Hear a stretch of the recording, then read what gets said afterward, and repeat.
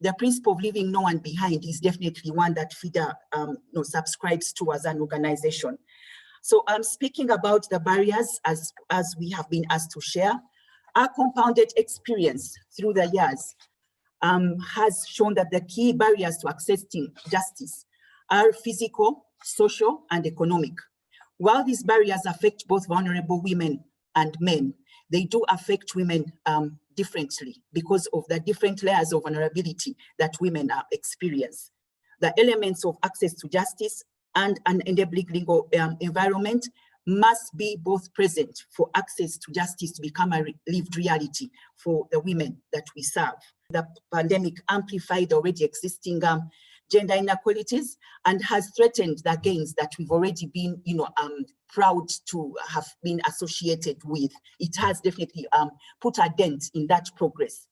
SGBV cases tripled. We've seen unprecedented levels of teenage pregnancies because of restrictions to, there was no schools that were open. People were attending school from their home environments.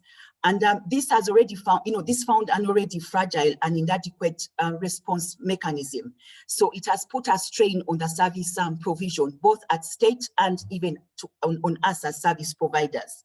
Restricted movement definitely has had an increased effect on the transportation costs for the justice seekers. Bus fares have doubled. And also restrictions on public gatherings have definitely slowed down our program and community engagements. I have to mention that the economic distress and economic retrenchment has definitely doubled the numbers of women who are previously independent and are now dependent on their spouses to provide for them. So they are coming to seek for maintenance for their children. And we've also seen an increased failure of respondents to honor obligations even when court processes have been successful.